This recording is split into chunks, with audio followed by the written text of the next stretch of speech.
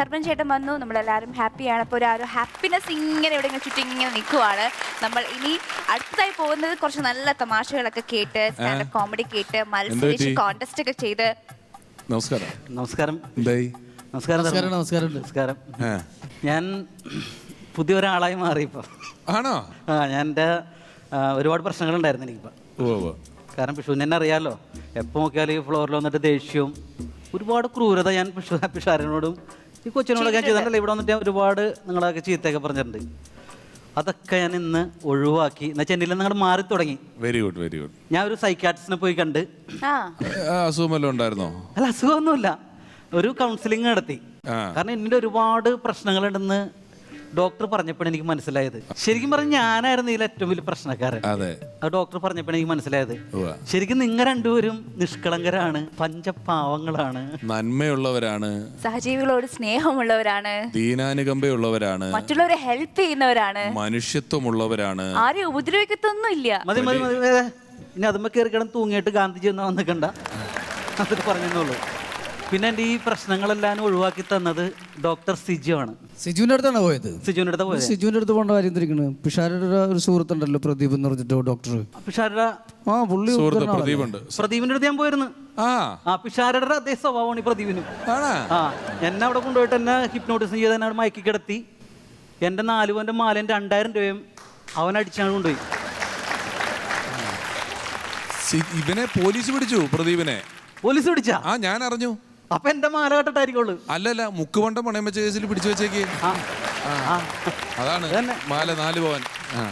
പിന്നെ ഈ സിജുവും, ഞാൻ ഇപ്പൊ കണ്ട സിജുവും എന്റെ ഭാര്യയും ഒരേ സ്വഭാവക്കാരാണ്. അവര് എന്താ? എന്നെ കണ്ട നിമിഷം തന്നെ അവൻ എന്റെ എല്ലാ കുറ്റം ഒറ്റയടിക്കാണ് പറഞ്ഞു തീർത്തത്.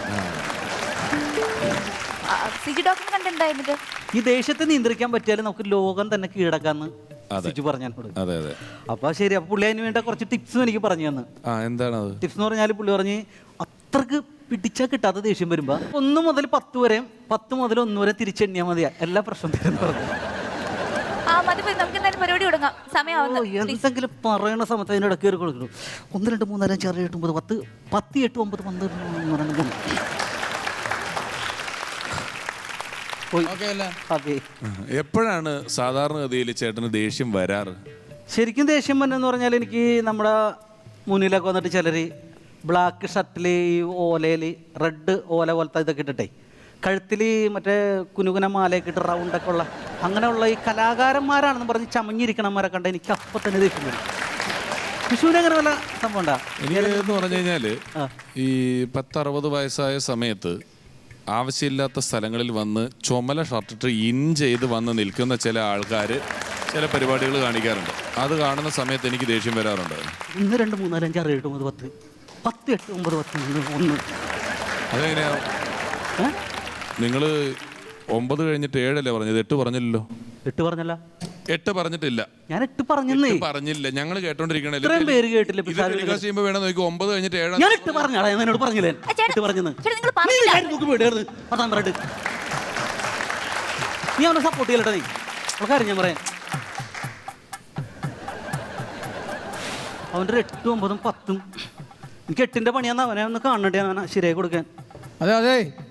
ഹലോ 11 12 13 14 15 16 20